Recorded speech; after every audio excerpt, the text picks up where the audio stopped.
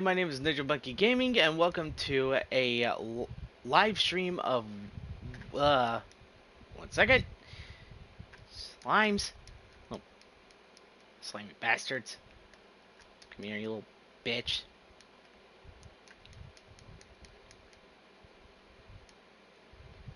Oh, now it just popped up. Okay, let me try this again. Welcome everybody to a live stream of one of my new what ifs. What if Jaune Arc was Kamen Rider Drive? I'm not abandoning the current what if I'm doing of what if he was Cross, Kamen Rider Cross. I am not abandoning that. I'm still trying to work out the kinks of the story. You know, like the whole thing of like, how does he find it? Or how does he get the driver? How does he get the Dragon Full bottle? I already worked out the bits of how he got of Cross Dragon. I just need to work out the other bits of how he got the other stuff. I am not, if anything, or I am, if anything, a coherent storyteller. I just tend to stumble over my own words. Without further ado, the story will have, let's say, interesting factors come into play. For one, we could say that, I don't know, roid mudes are a thing that was created by Salem, in a sense, along with the Grimm. And, I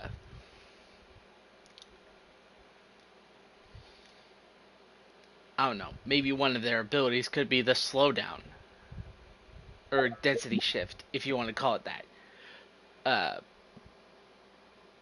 One of the other things I want to get into is the drive system.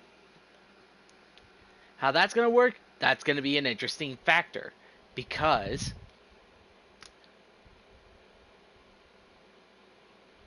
we're going to keep Kremsteinbell into all of this. He's going to stay as a major factor into this.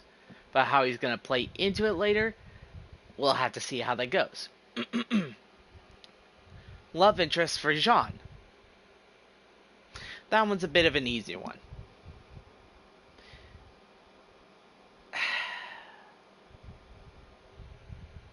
Oh, sorry.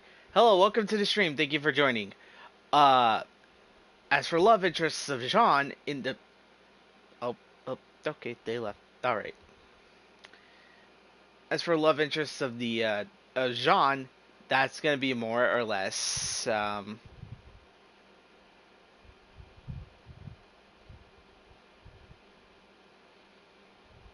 don't want to say Ruby.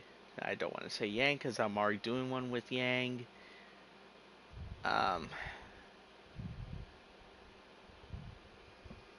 Actually, this is going to be kind of difficult. I guess I'll have to say...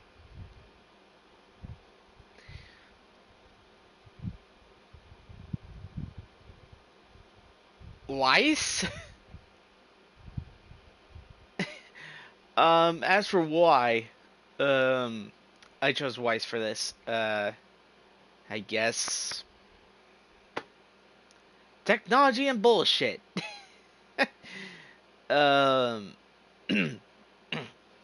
Anyways.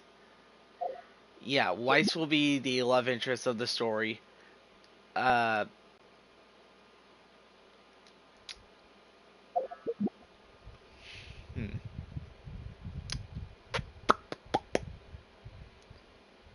Fuck it, we'll just say that Kremsteinbelt was a scientist in Atlas.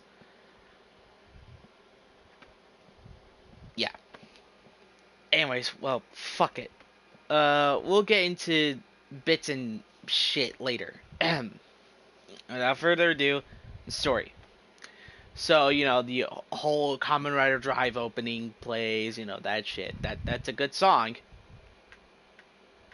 But what I'm going for here Is Logic and Luck by Nate, Luck and Logic by Nate Wants to Battle from, I forgot what it's from, but that song. I want that one to be the opening for this story. As for the opening of the Kamen Rider Cross story, that'll be something for another time. The reason is I'm not gonna play it.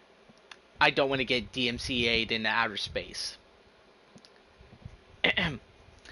If you want to know how I'm going to be doing this, well, I have a Kamen Rider Flash Belt open here on my tablet. As for where you can find these Flash Belts on Newgrounds.com. That's www.newgrounds.com, and or you could just type in Kamen Rider Flash Belt Newgrounds as a simplistic term or search history.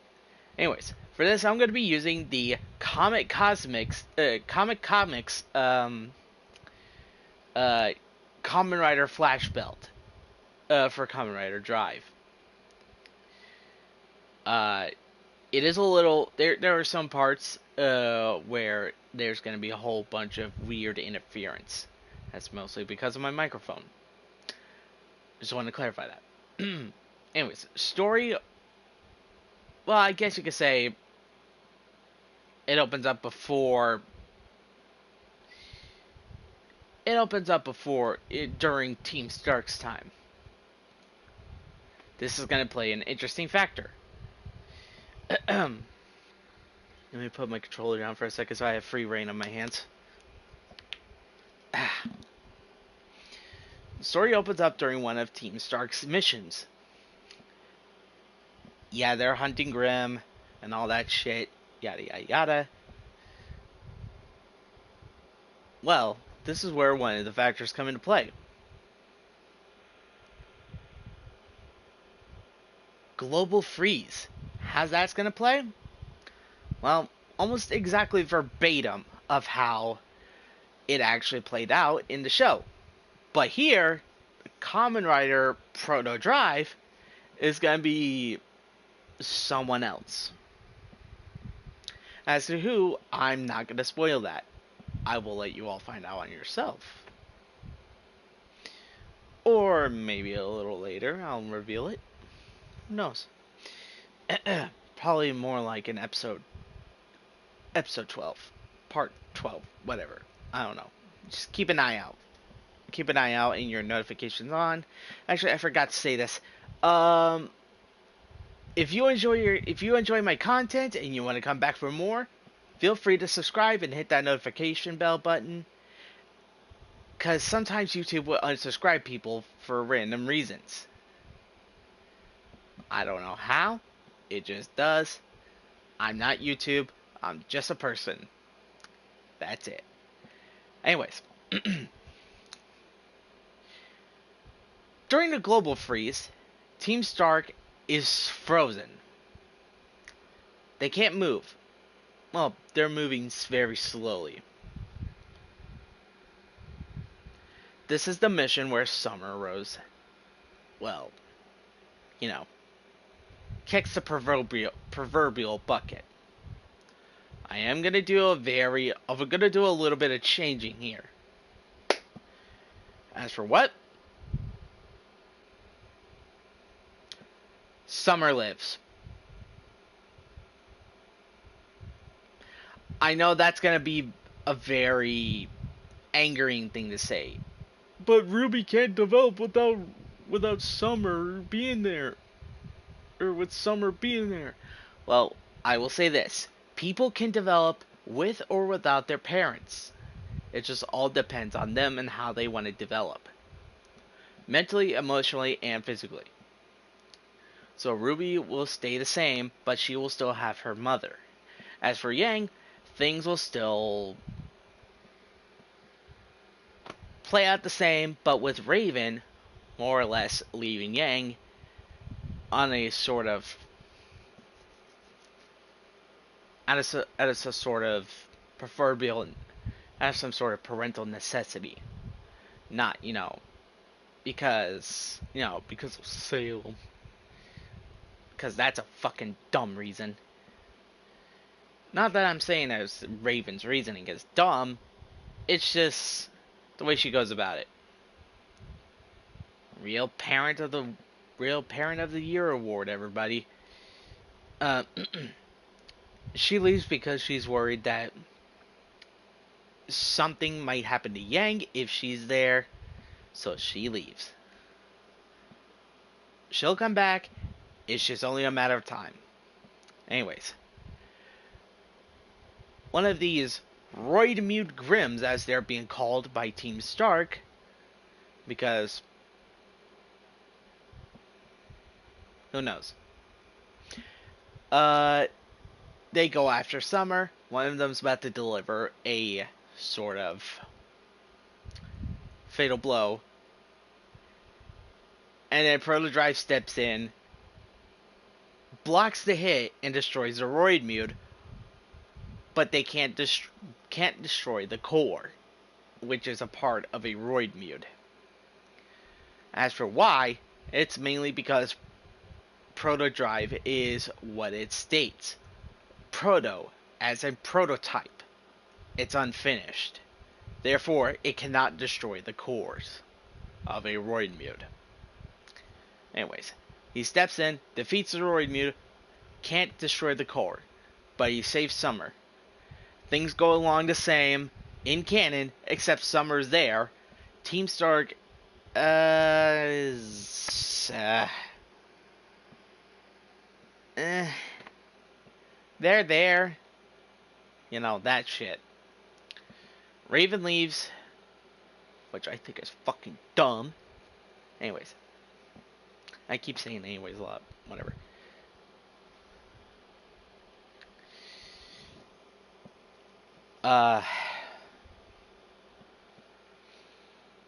Things go about the same. And during this time, Ruby gets into Beacon. Well, she stops Roman, gets into Beacon, meets Jaune. Yada yada yada. But here's where things start to pick up in a really interesting way. The fall of Beacon doesn't happen. I'll explain later. Anyways, whatever. With the fact that Atlas had created technology that long surpasses the days of old, it was time for them. It had been high time for them to do something about this whole Roid Mute situation. Which is then when they created the drive system. Here, Atlas creates the drive system, and among other things, which is going to be pretty interesting. Well, I'm keeping that one to myself. Don't want to spoil too much. You know, Jaune gets in the Beacon. You know, he's just going around, yada yada yada. Whole bullshit with Cardin happens. Yada yada yada. Don't like him. Don't like Cardin. I guess, I don't know. You can all fill in the blanks of what happens to Cardin. I don't know. He lives, he dies. I don't care. He just does his own fucking thing. Whatever. And during this time, Jaune is more or less, trying to find the reason of why he wants to be a huntsman, aside from, his grandfather participated in a great war that happened with the Vanis, and so on and so forth. Well, during a raid on Atlas, someone had tried to mate off with the drive system, aka the belt and the tiny shift cars. Well, they didn't get very far, but they only got up to where Beacon is, or midway to Beacon. During a mission with Team Juniper, they're just, going about their day. And then Jean notices something. In the bushes, there is a weird looking belt that kind of looks like a sort of car. And then four tiny toy cars. One of them is red, another one is green, purple, and orange. He picks them all up. He's just kind of looking at them. And then the belt just starts to move. It latches onto his waist, and a seatbelt like belt strap just loops around and connects itself to his waist. Shoop! Starts freaking out, like nobody would imagine. And then the damnedest thing happens. The slowdown happens once again. And it's not for naught. Or whatever the saying is. During this, Jean gets briefly caught up in the slowdown, but one of the shift cars, Max Flare, ends up getting into his hand, and then it causes him to go to normal, while the other three go to Team Juniper, allowing them to move. And then I'm going to do a little speech of my own. I know you wish to be a huntsman, Jean. But I want you to help me save this world. What do you mean by that? These roid mutes. That your people call them. They're much worse than the Grim. How worse are we talking? Apocalyptic. That's not good. No, it isn't. But there's one thing you must do in order to stop them. And what's that? You need the henshin. What? What does that mean? As that happens, Max Flare switches spots with the red shift car that was attached to Pierce's waist. And while this is happening, the red shift car zooms around Jean on a ramp, and then it zooms past his wrist, creating the shift brace. And then the shift car lands in his other hand. You must become a Kamen Rider, Jean. Okay, but what do I call you? I'm not sure. I will leave that up to you. How about Mr. Belt? I'll take it. What's a Kamen Rider? What is that? I'll explain later. But now, you need to start. Okay. And so one of the most powerful roid moods that Jean has ever seen, which in this case it's one of the ones that, was in episode 1. You know which one that is. Anyways. The belt unlatches itself from Jean's waist and lands in his hand, just causing him to look at it. What are you doing? I'm going to give you a little something. And then with that, a small golden orb small goldish red orb floats into Jean's chest, jolting him a little bit. Oh God, that felt weird. I know. But now it's time to henshin. I don't understand this, but okay.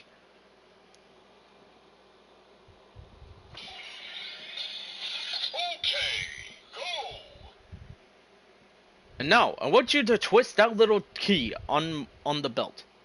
You mean this?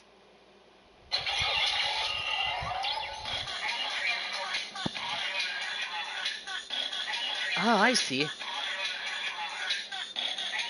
And with this, Jean turns the back of the key, or the shift car.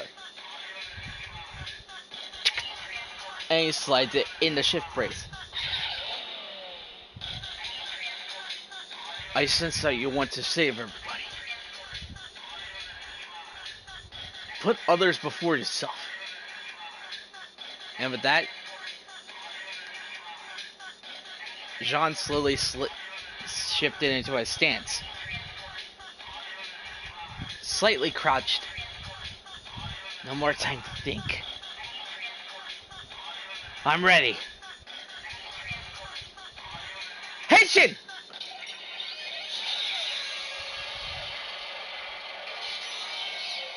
Drive! Type! Speed!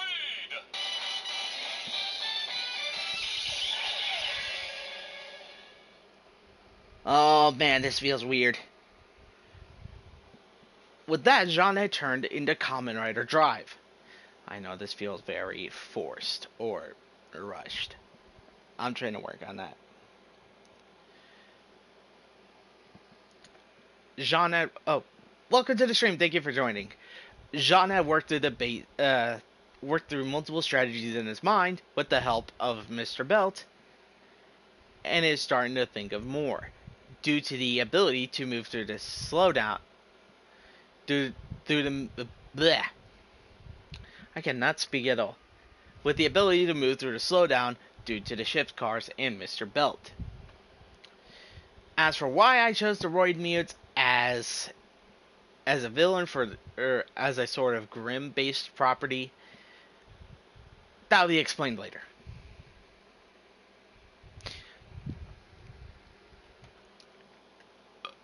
Oh god.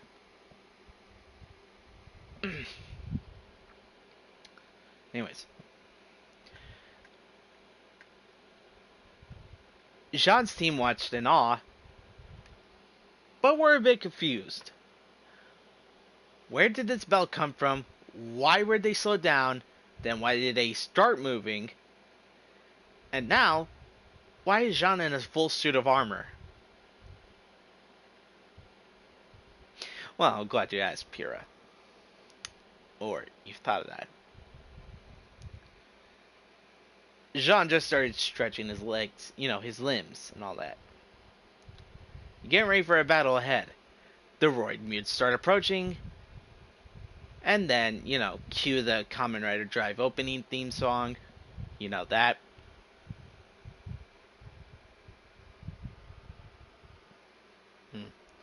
Thought I just saw something. Whatever. Mr. Belt directs Jean into how to work the drive system. The little ability where thing where you turn the key and then you move the shift car up and down. That, whatever. He works them through the abilities, such as he turns the key. Okay.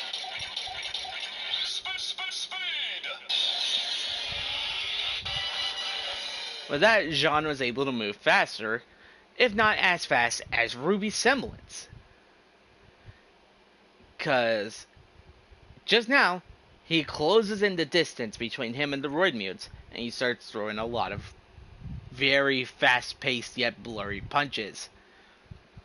Mostly a bit of, what is it? Oh yeah. Slightly sloppy, because he's never thrown a punch in his life. Mr. Belt directs him on how to actually fight. And things get a little weird from here, because someone's watching him. So is everybody. A whole lot of people just saw him transform. Yeah.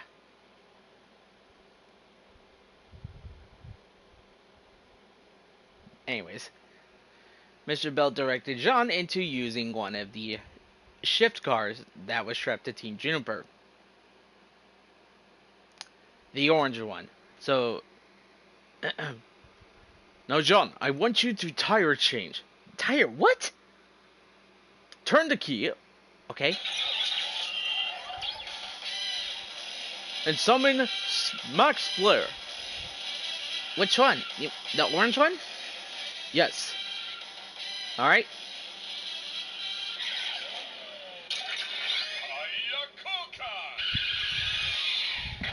Oh. Max Flare. Well, that is weird. Now, turn the key and flip Max Flare 3 times. Okay.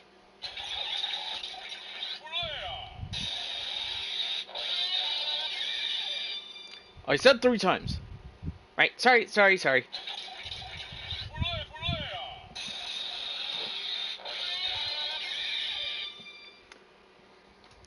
to God.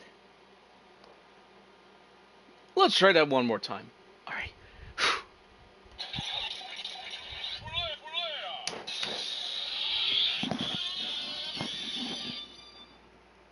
This is fucking difficult.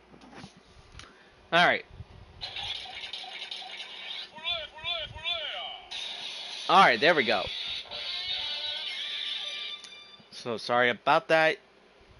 It just likes to fuck up a little. Anyways. Jean flipped Max Flare 3 times, coating his hands in fire. And well, Jean threw very brutal punches that were also a bit sloppy, but it got the job done. And now I want you to switch to Midnight Shadow. Okay?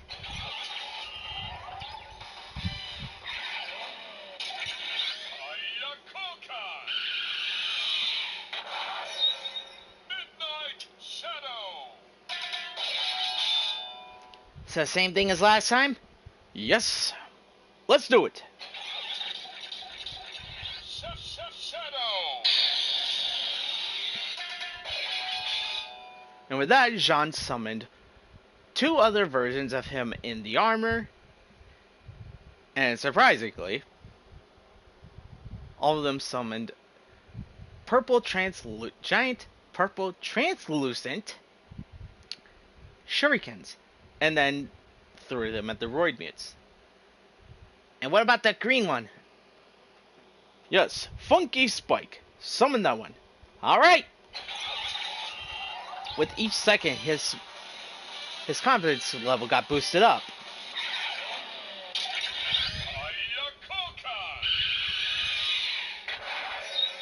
Funky Spike.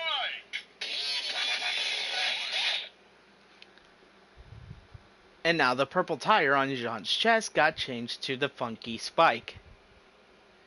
Funky Spike tire. Jean went behind one of the Roid Mutes, got him into an arm, got his arms behind his head, and then Spike.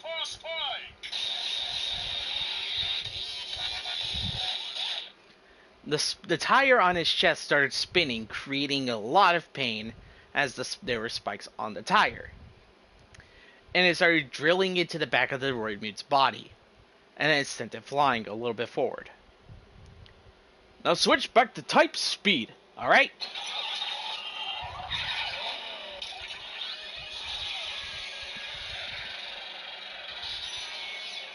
Drive. Type speed.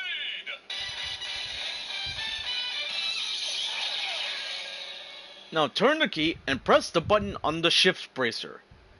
Okay?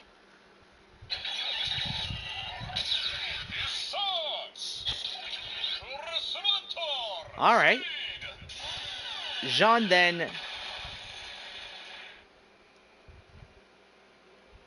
a little bit far away, in this weird colorful tunnel, a red, black, and white car started zooming through it, and then appeared out from the other side, and started swirling around Jean and the Roid Mutes. creating multiple after images of itself and blurs. Jean got the idea, started hopping across from one after image to another, while also delivering kicks, and then finally landed a brutal finishing kick on both of the Roid mutes, destroying them both. However, there was another that got away. Wait! Ah, damn it! It got away.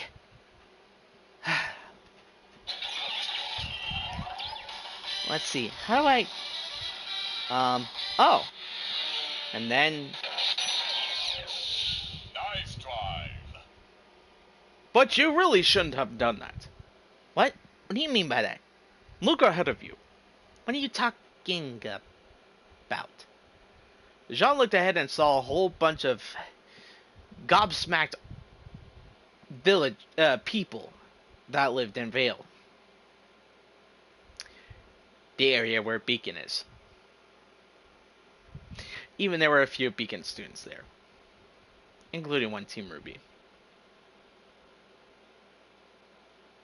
They just stood there shocked. Jean just slowly raised his right hand and awkwardly waved. I have a lot of explaining to do, don't I, Mr. Belt? Yes, you do.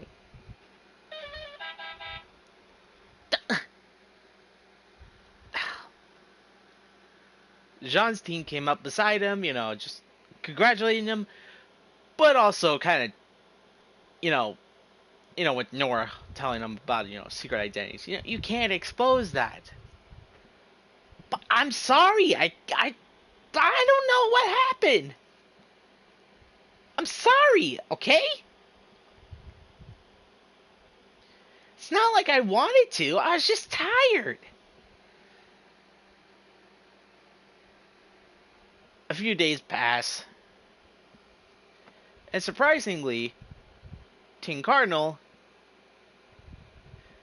switched to a different school, or academy.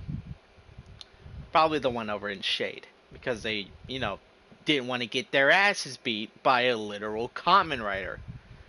Because word had started to spread out through Beacon, and slowly other areas, that John had it got turned into a Kamen Rider. Something from, bedtime stories. Which was surprising because, despite Team Cardinal being a bunch of jackasses, they were still students in the end. Yeah, don't like Cardinal. Anyways.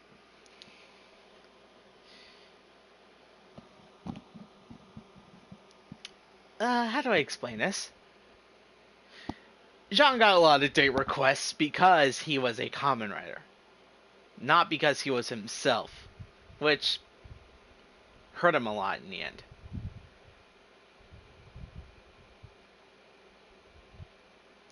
Which all leads back to a certain all-female team. Ruby was saying how she is happy that she has a friend who is a literal superhero, aside from being a huntsman. Yang was making puns. Blake was quietly reading her book while also being subtly interested in the fact that Jean was a superhero, noting the fact that Ruby may be right about one thing. Superheroes are real. But Weiss just sat there, just confused as to why he got his hands on that, and who gave it to him, and all that shit.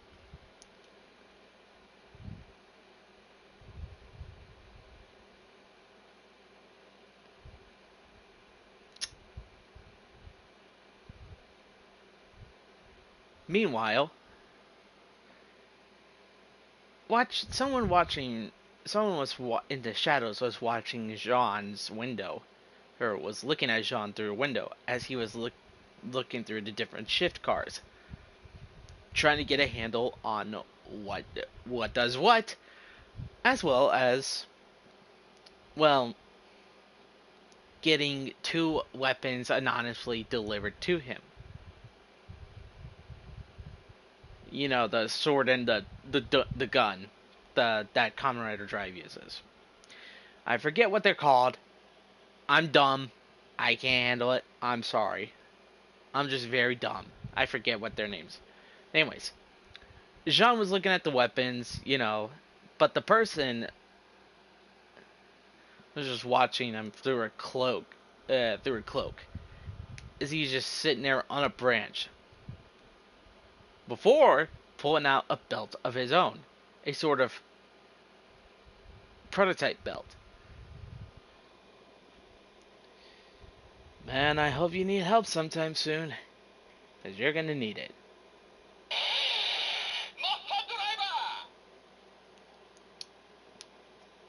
And with that, that's part 1. And now we're going to move on to part 2 real quick. So 1 second. Alright, there we go. Sorry. I had to switch.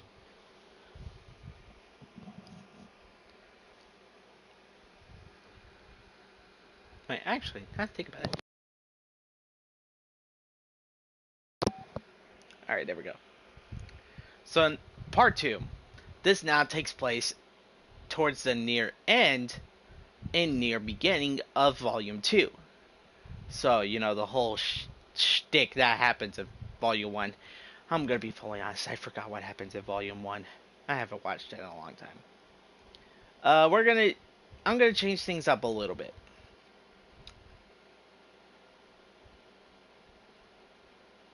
Instead of someone appearing towards, I don't know.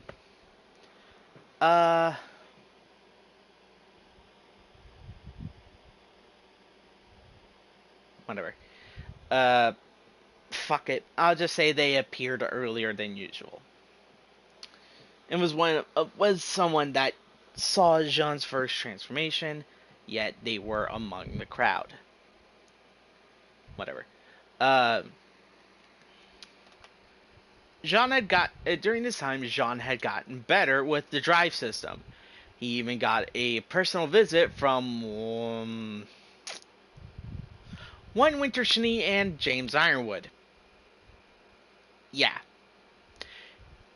Turns out that he had accidentally DNA locked himself to Atlas technology. Yeah. That's not fun.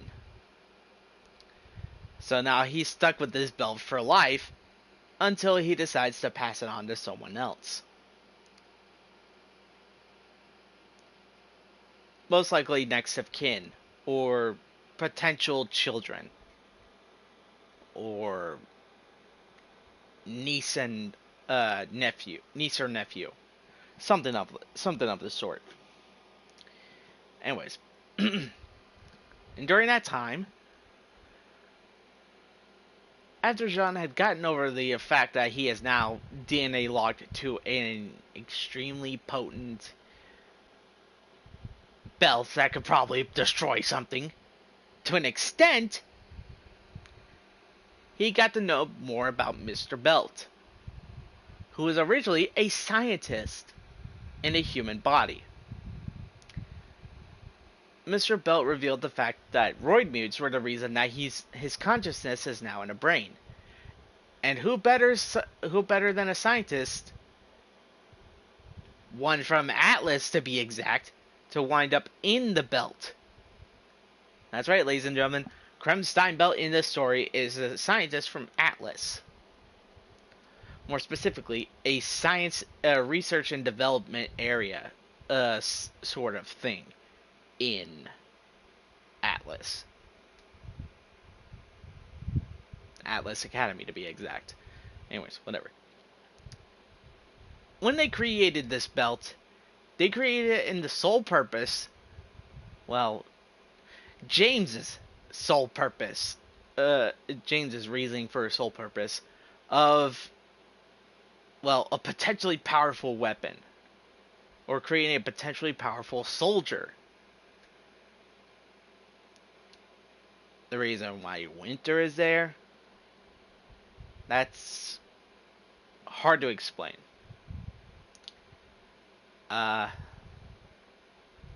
Well, she just follows Ironwood wherever she goes, so, you know, that kind of shit. Anyways, they get there, you know, they talk to Jean, told him that, like, you know, this is on you that you DNA locked yourself to this belt. So you got two choices. Either become a Kamen Rider and help Atlas stop these droid mutes at any cost, or lose your Huntsman license and end up in jail for stealing Atlas technology.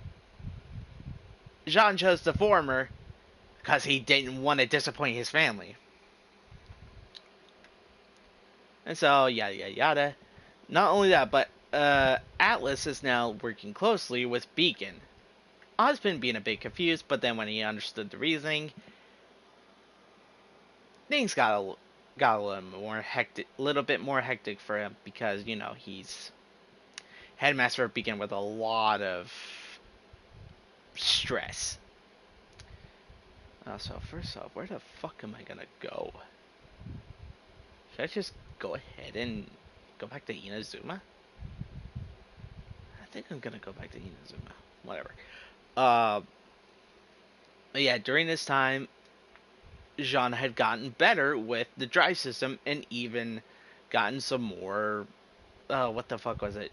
More shift cars. So as of right now, Jean was in a training gym with Ozpin and Glinda watching over him, as well as Ironwood and Winter, more or less being there digitally because, you know, they're up in Atlas, they can't leave Atlas and all that shit. You know, leave it unprotected for sake of Atlas. Alright, Jean, we're gonna begin test 1. See if you're more compatible with the belt. I started calling him Mr. Belt. Seems you would do that. Proceed. Alright, let's go, Mr. Belt. Start your engine! Jean strapped on Mr. Belt.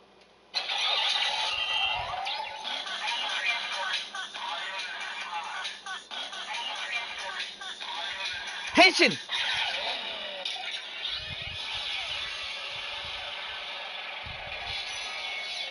Drive! Type! Speed!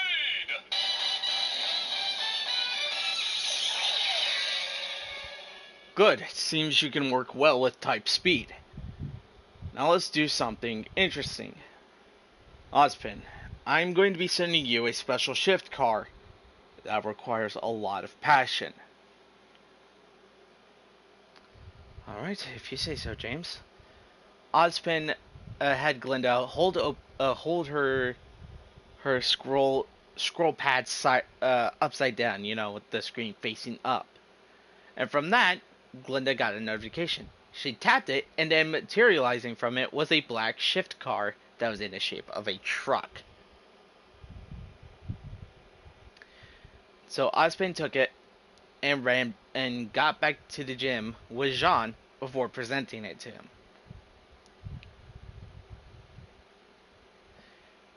Alright, Mr. Arc, so it seems that you got a new shift car from Mr. Ironwood, from General Ironwood. Apparently this one is called Type Wild. As for the reasoning, it requires a lot of passion. Passion? How are we talking? Like, are we talking, you know,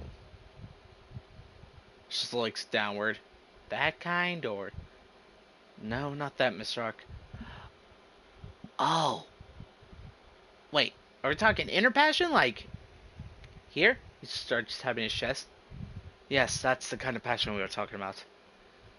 Also, please don't ever say that around me again. That was very... No. Alright, sorry. Jean took the shift car. Alright, let's do this. He twisted the back of the shift car, but as soon as he inserted it in,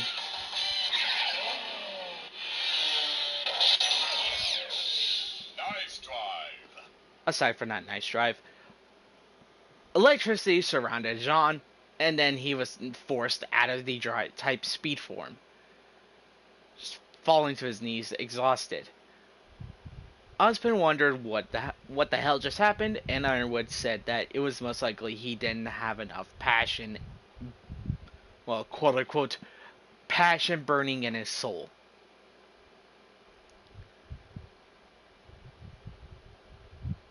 Oh boy. Yeah, Jean's reasoning for his passion, or his main focus of passion, was to, you know, begin to become a huntsman and exceed in life. But his main reasoning will soon be found out. Because a few days pass as after Jean was forced out of type speed by the wild shift car, or type wild shift car.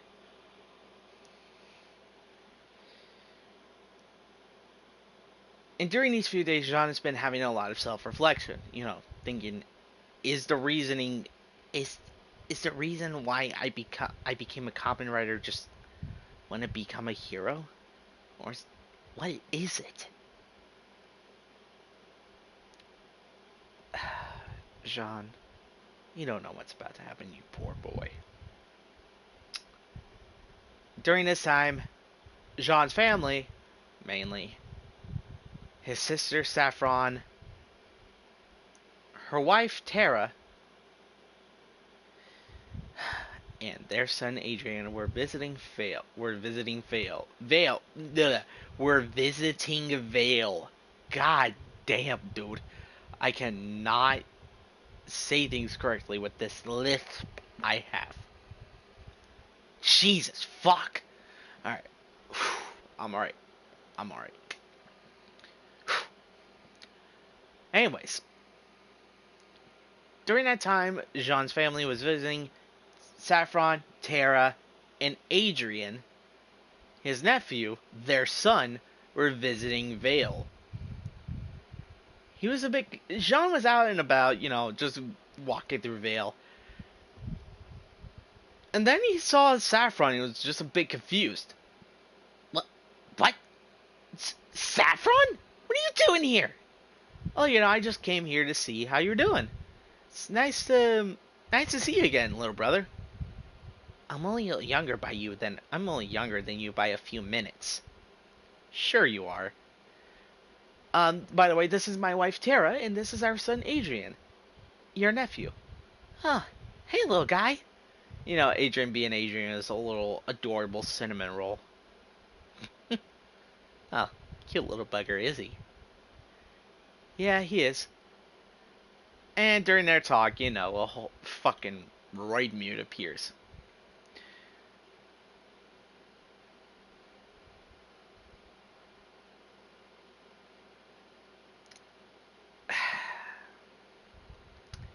It starts going after Jean.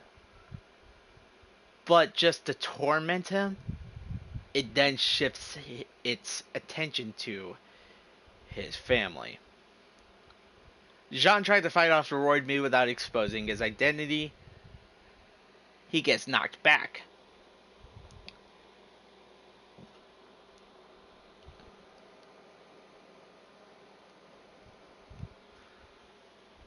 Saffron hands Tara Adrian. She goes in to fight. The roid mute catches her by the throat. Time slows down for Jean. Not like a slow down, like, the density shift. More like a sort of realization slowdown that he's starting to understand. I think I get it now. The reason I want to fight is not just to be a hero, but it's to protect people. Not just people here, but the people closest to me. Like Saf, Tara, Adrian, my friends, my family. Oh God, I think I get it now. Kamen Rider's supposed to be a hero that protects somebody. So is a huntsman. So instead of dipping between one or the other, why not just juggle both? With that realization, time resumes for his perspective as a blast just knocks the Roid Mute away. It's the Trideron car as it skids to a halt, with Winter popping out from the passenger side and firing a few shots at it before throwing Jaune the drive type wild shift car.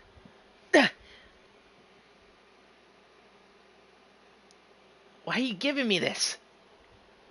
Because you now understand the reason you have to fight. Wait, how the fuck? Wait, how did? You know what? Never mind. As long as I have the need to protect my family and friends, that's all I need. The type wild shift car started beeping excitedly, showing that it was enthusiastic to work with Jaune. Hang on.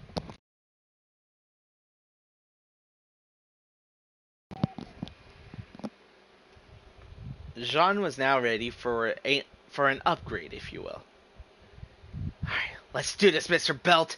He strapped on Mr. Belt, and then... Start your engine!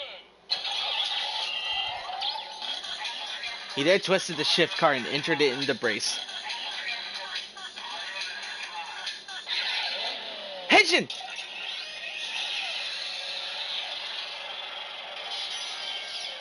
Drive!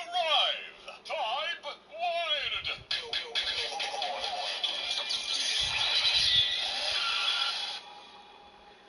Jaune had now turned into Kamen Rider Drive type Wild.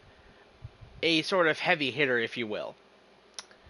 And with that, Jaune started wailing on the Roid Mute before pulling out the drive sword, whatever it's fucking called. Your handle! Hut! Ha!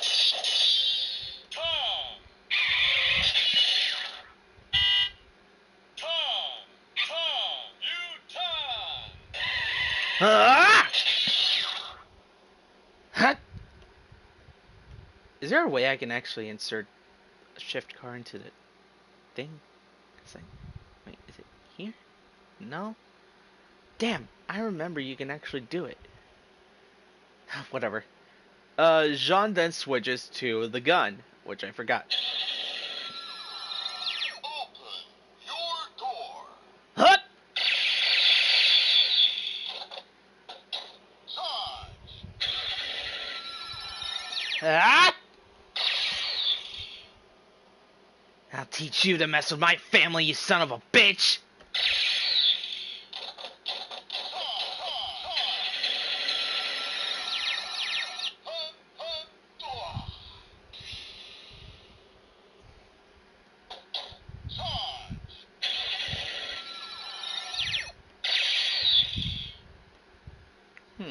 Is there anything I can do with this? Is there nothing for, Yeah, there's nothing for this. Alright, whatever. What's that weapon? Oh, that looks like that. Okay. Anyways, Jaune had then put away the weapons before deciding to finish things off.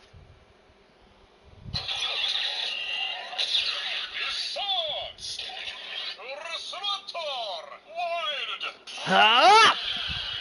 Ha! Saffron and Terra were a bit confused as to why Jaune had gotten a suit of armor. He said he would explain later. But then he saw the Roid Mute getting up. Oh, you gotta be kidding me. Fine.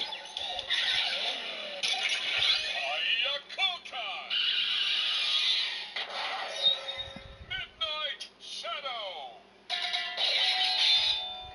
Alright. Shadow! Huh? Shadow! Huh? He started throwing multiple translucent shurikens at the Roid Mute, stunning it.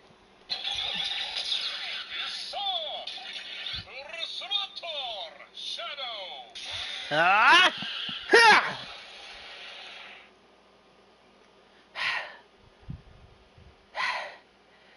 Please tell me that got him. Jaune was then thrown back by a blast. Nice